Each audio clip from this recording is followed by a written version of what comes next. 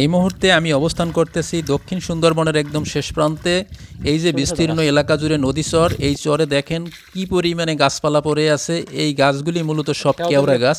পানির ঢেউ বা স্রোতে এই গাছগুলি ভেঙে সব পড়ে আছে। আজ সারাদিনে আমরা এই নদী চরের যে ছোট ছোট গর্ত বা নালা আছে, এর ভিতরে জাকি জাল দিয়ে মাছ ধরার চেষ্টা করব।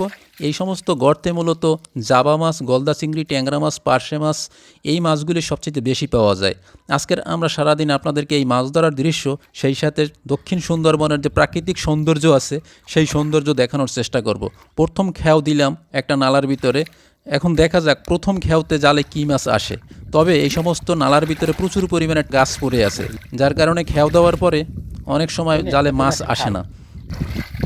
ধরে ওইতে ছোট ছোট ইয়ে জাল টানে।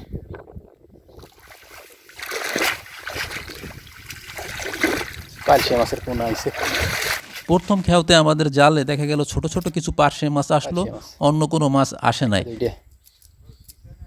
আরও আছে। দেখেন এই যে চরের কি অবস্থা, কি পরিমাণে গাছপালা পড়ে আছে। এদিকেও অনেক মানুষে মাছ ধরতে আছে। তারা মূলত জাকি জাল দিয়ে মাছ ধরে না, তারা এই সমস্ত নালা বা ডোবার পানি সেচ করে তারপরে মাছ ধরে।